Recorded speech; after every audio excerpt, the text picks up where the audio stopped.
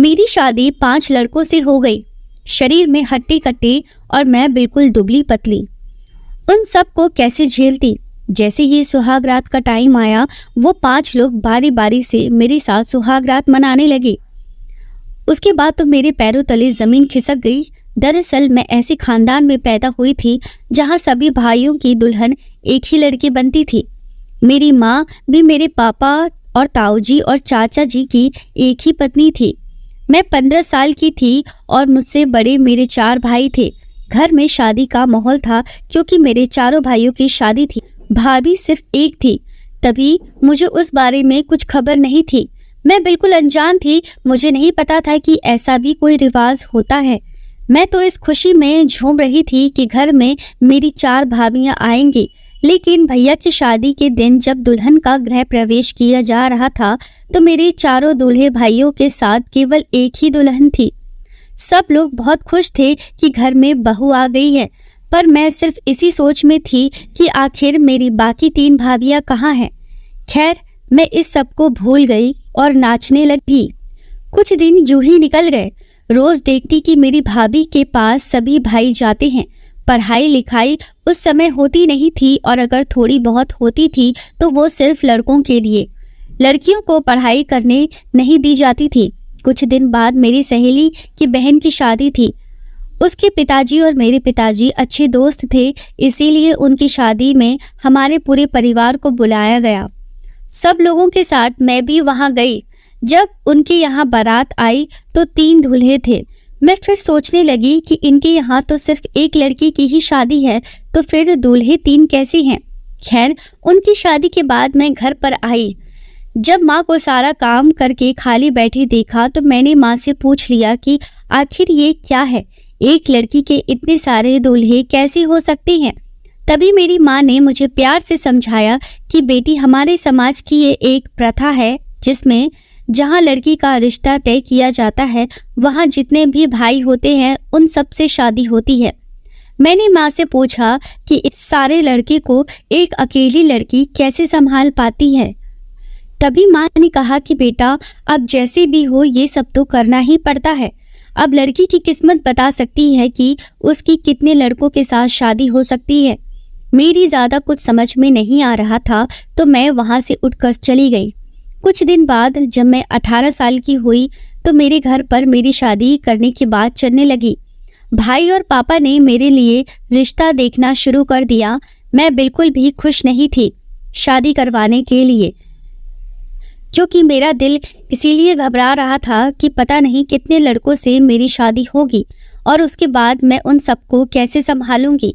लेकिन मेरी कहाँ चलने वाली थी। आखिर होना तो वही था जो घर के बड़े चाहते थे।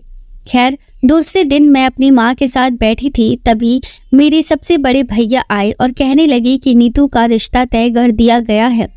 बहुत अच्छा खानदान है, लड़के 5 भाई हैं। ये सुनते ही मेरे पैरों तले से जमीन खिसक गई। 5 लड़कों को मैं कैसे संभाल पाऊंगी, बस यही सोच मुझे खाई जा रही थी। मैं बार बार इस समाज के इस गलत रिवाज के बारे में सोच रही थी। हम लड़कियों का ख्याल जरा भी नहीं है किसी को। मैंने कई प्रयास किए किसी भी तरह से ये शादी ना हो, लेकिन शायद किस्मत में यही लिखा था। मैंने अपनी माँ और भाभी से इस बारे में बात की, लेकिन उन्होंने भी मुझे बोल दिया कि तुम्हें अब इसे स्वीकार करना पड़ेगा। मेरी माँ कहने लगी कि मैं और तुम्हारी भाभी भी तो ये सब झेल रहे हैं। शुरू शुरू में तुम्हें तकलीफ होगी, लेकिन बाद में तुम अपने आप सहन करना सीख जाओगी। मैं दुखी मन से वहाँ से चली आई। अब जैसे जैसे शादी के दिन नज़दीक आ रहे थे, मैं गहरी चिंता में डूबी जा रही थी। आखिर वो दिन आ ही गया जिस दिन हर लड़की को इंतज़ार रहता है। लेकिन मैं इस दिन को नहीं चाहती थी, क्योंकि मैंने शुरू से ही एक का ही सपना देखा था, न कि 5 का। सब लोग अपने अपने काम में लग चुके थे। कोई तैयार हो रहा था, कोई बारात के स्वागत की तैयारी में लगा था। मुझे भी तैयार किया गया। रंग गोरा होने की वजह से मैं सबसे सुंदर थी।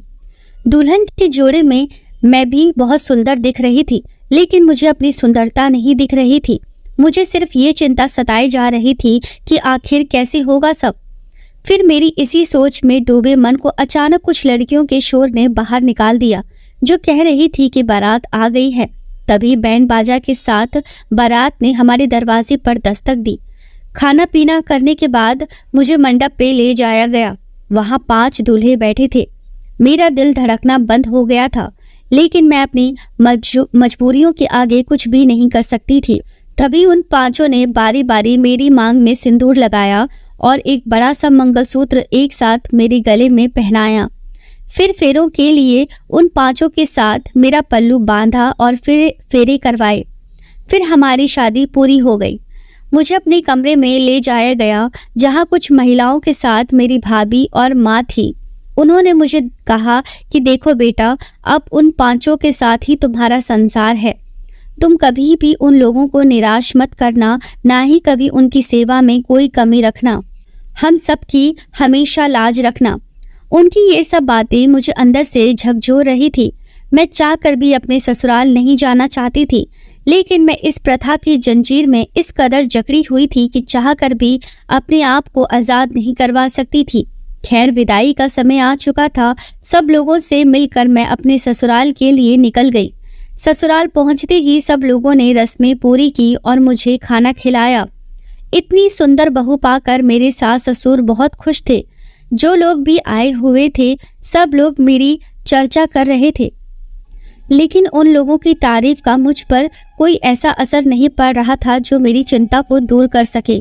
अब रात हो चुकी थी। फूलों से सजा और इत्र की खुशबू से भरे कमरे में मुझे ले जाया गया और मुझे घूंघट निकलवा कर वहाँ बिठा दिया गया। फिर कुछ देर बाद मेरे सबसे बड़े पति आए। उन्होंने मेरे साथ सुहागरात मनाई और फिर चले गए। मैं दर्द से करहा रही थी, लेकिन फिर भी मैंने खुद को संभाला और अपने कपड़े सही किए और फिर से सेज पर बैठ गई। फिर मेरा दूसरा पति कमरे में आया और उसने भी मेरे साथ वही किया। ऐसी करते करते मेरे 5 पतियों ने मेरे साथ सुहागरात मनाई।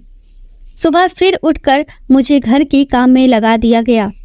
दर्द के कारण मुझे ठीक से काम नहीं किया जा रहा था, लेकिन मैं आखिर कर भी क्या सकती थी। ऐसे रोज रोज होता रहा। रात भर एक मशीन की तरह वो लोग मुझे मेरे साथ गलत व्यवहार करते थे और दिन भर घर का काम मेरी हालत खराब करता था। फिर एक दिन मुझे अपने माता पिता से मिलवाने के लिए मेरे पीहर ले जाया गया। वहां जाकर मैं सब लोगों से मिलकर बहुत अच्छा महसूस करने लगी, लेकिन मैंने अपनी भाभी को सब कुछ बताया तो उन्होंने मुझे दिलासा दिया और कहा कि मैं तुम्हारे भाइयों से इस बारे में बात करूंगी। तभी मेरा वापस जाने का समय हो गया और मैं अपने ससुराल चली आई। उधर मेरी भाभी ने मेरे भाइयों से बात करके मेरी सास को बोला कि हमारी नीतू बहुत कमज़ोर है, वो एक साथ 5 लोगों के साथ संबंध बनाने में अभी सक्षम नहीं है, तो आप थोड़ा दया करो उस पर। फिर मेरी सास ने मेरे 5 पतियों के दिन बांध दिए कि एक पति एक रात को ही मेरे साथ रह सकता है, और इस तरह हर पति को हफ्ते में एक बार मेरे साथ आने की बारी होती। अब मैं कुछ ठीक होने लगी थी, क्योंकि अब रोज़ाना सिर्फ एक ही पति मुझसे संबंध बनाता था। लेकिन मेरे सबसे छोटे पति बाकी सबसे अलग थे। वो मुझे समझते थे, मेरे मूड का भी ध्यान रखते थे और मेरी हर तकलीफ को समझते थे। जब कभी मेरी तबीयत ठीक ना होती तो वो मेरा ख्याल रखते थे। मैं भी उनसे ज़्यादा प्यार करती थी, क्योंकि सिर्फ वो ही मुझे अपनी मानते थे। अब धीरे धीरे हम दोनों एक दूसरे के ही सपने देखने लगे। मेरे सबसे छोटे पति को अब बिल्कुल पसंद नहीं होता था कि उनके बड़े भाई मुझे छुएं, लेकिन उनकी और मेरी एक ना चलती। आखिर उनकी भी पत्नी थी मैं। एक दिन मेरे सबसे बड़े पति ने मुझसे कहा कि तुम राहुल यानी कि मेरे सबसे छोटे पति को इतना प्यार क्यों देती हो? आखिर हम भी तो तुम्हारे पति हैं, हमें तो तुम इस तरह से प्यार नहीं करती। मैं उन्हें कुछ नहीं बोल पाई। फिर उन्होंने गुस्से से मुझे पीटना शुरू कर दिया और गलत व्यवहार मेरे साथ किया। मैं दर्द से करहाती रही, लेकिन उन्होंने मुझ पर बिल्कुल भी दया नहीं की। इस तरह से उनकी तरह मेरे बाकी पतियों को भी मेरा राहुल के साथ प्यार बिल्कुल भी नहीं भाता। वो भी मुझे मारपीट का शिकार बनाने लगते। राहुल को ये सब बिल्कुल भी पसंद नहीं आ रहा था, लेकिन वो बेचारे क्या करते। एक दिन मेरे मायके से संदेश आया कि मेरे भतीजा हुआ है, तो मुझे वहाँ बुलाया गया है। मेरे सास ससुर ने मुझसे कहा कि कल तुम अपने मायके चली जाना, तुम्हें राहुल छोड़ आएगा और 2 दिन बाद वापस ले आएगा। मैं खुश हुई क्योंकि कम से कम 2 दिन तो मैं इन हैवानों से छुटकारा पाऊंगी। उस रात राहुल की बारी थी मेरे कमरे में आने की। रात होती ही राहुल मेरे कमरे में आए। मैं उन्हें देखकर कपड़े उतारने लगी। तभी राहुल ने मेरा हाथ पकड़ लिया और मुझे आराम से बिठाया। मुझे कुछ समझ नहीं आ रहा था। तभी राहुल कहने लगे कि देखो नीतू, मुझसे तुम्हारी ये तकलीफ देखी नहीं जाती है और ऊपर से तुम्हें कोई और छुए मुझसे बिल्कुल बर्दाश्त नहीं होता है। तभी मैंने कहा कि अब हम कर भी क्या सकते हैं, और सच कहूँ तो मैं भी आपके साथ ही रहना चाहती हूँ, क्योंकि मैंने भी हमेशा से एक पति का ही सपना देखा है और इस समाज की प्रथा ने मुझे अपने सपनों से ही अलग कर दिया। तभी राहुल ने मुझसे कहा कि अब हम ऐसे नहीं रहेंगे। कल मैं तुम्हें तुम्हारे मायके छोड़ आऊँगा और वापस आकर घर से पैसे और गहने चुरा लूँगा। फिर 2 दिन बाद जब मैं तुम्हें लेने आऊँगा तो हम लोग वहाँ से कहीं दूर भाग जाएंगे, अपनी अलग दुनिया, इन सब से दूर। राहुल की इन बातों से मुझे बहुत सुकून मिला। अब मुझे एक उम्मीद जगी कि शायद अब मुझे ऐसे अत्याचार नहीं सहने पड़ेंगे। दूसरे दिन मैं अपने कपड़े डालकर पीहर के लिए राहुल के साथ निकल पड़ी। तभी राहुल की किसी दोस्त की दुर्घटना घटी तो राहुल को वहां जाना पड़ा। तभी राहुल ने मुझे मेरे पीहर जाने वाली बस पर बिठा दिया और खुद अपने दोस्त के पास चले गए। तभी प्लान के मुताबिक हो रहा था। शाम का समय हुआ। मेरे ससुर के पास मेरे पिताजी का कॉल आया तो उन्होंने कहा कि क्या हुआ जी, आपने आज नीतू को क्यों नहीं भेजा? तभी मेरे ससुर ने कहा कि क्या बातें कर रहे हो, नीतू को तो सुबह ही बस में बैठा दिया था। फिर राहुल के आने के बाद मेरे ससुर ने राहुल से कहा कि नीतू अभी तक अपने घर नहीं पहुंची है क्या? तुमने उसे सही बस में नहीं बैठाया था क्या? तभी राहुल ने कहा कि नहीं, मैं तो उसे अच्छी तरह बिठा के आया था। अब राहुल भी बहुत घबरा गए थे कि आखिर नीतू गई कहाँ। मेरे मायके वाले भी आ गए थे। दूसरा दिन हो गया था, लेकिन अभी तक मेरे बारे में कोई भी खबर नहीं आई थी। सबसे ज्यादा राहुल दुखी थे कि आखिर मैं कहाँ गई। 2 दिन बाद वो मेरे साथ अपनी दुनिया बसाने वाले थे, लेकिन उससे पहले ही ये घटना हो गई। मेरी कोई खबर न लगने पर सब लोगों ने पुलिस को खबर करने की सोची और थाने में जाकर रिपोर्ट दर्ज करवाई। पुलिस अपनी छानबीन करने में लग गई। तभी नीतू की बॉडी उन्हें सड़क के किनारे पर मिली, पत्थर से वार किया हुआ, जिसकी वजह से नीतू की पूरी बॉडी कुचली हुई सी थी। सब लोगों ने नीतू की बॉडी उसके कपड़ों और हाथ पर बने टैटू से पहचान ली और अंतिम संस्कार कर दिया। अब सवाल था कि आखिर नीतू को किसने मारा। जब नीतू गई थी तो उसके गले में कई तरह के गहने डाले हुए थे जो लाश पर नहीं मिले। सब लोगों ने इसे लूट कर मारने का इरादा समझ लिया। कुछ दिन तक तो पुलिस ने छानबीन की, लेकिन अपराधी नहीं मिला। फिर बाद में इस घटना को सबने भुला दिया। सब लोग भूल चुके थे, लेकिन नीतू को भुलाना राहुल के लिए मुश्किल था। वह नीतू की याद में दिन रात रहता था। एक रात राहुल अपने कमरे में सो रहा था, तभी उसे खटखट की आवाज़ सुनी। राहुल ने अपने कमरे का दरवाज़ा खोला और घर की पिछली तरफ गया जहां पर से आवाज़ आ रही थी। फिर उसने देखा कि नीतू के ससुर ज़मीन को खोदकर कुछ निकाल रहे थे। फिर उन्होंने ज़मीन से एक लाल रंग की पोटली निकाली और उसमें से कुछ गहने निकाले। मैं देखकर चकरा गया जब मैंने देखा कि वो वही गहने थे जो उस दिन नीतू पहनकर घर से गई थी। राहुल को सारा माजरा समझ में आ गया था, लेकिन वो ये सोचकर दुखी भी हो रहा था कि उसके पिताजी ऐसा कैसे कर सकते हैं। राहुल ने दूसरे दिन पुलिस को बुलवाया और सारी बातें कह डाली। नीतू के ससुर राहुल को गुस्से से देख रहे थे, लेकिन फिर पुलिस के खौफ से उन्होंने सब कुछ उगल दिया। उन्होंने कहा कि मैंने राहुल और नीतू की सारी बातें सुन ली थी कि ये लोग 2 दिन बाद भाग जाएंगे। तभी मेरे बाकी बेटों का क्या होगा और हमारी बिरादरी में क्या इज्जत रहेगी। इसी डर से नीतू का पीछा करने लगा और कुछ मेरे गुंडे आदमियों की मदद से नीतू को मरवा दिया ताकि वो राहुल के साथ भाग ना पाए। और मैंने गहने निकाल लिए ताकि लोगों को लूटपाट का मामला लगे और हमारे गहने भी बच जाएं।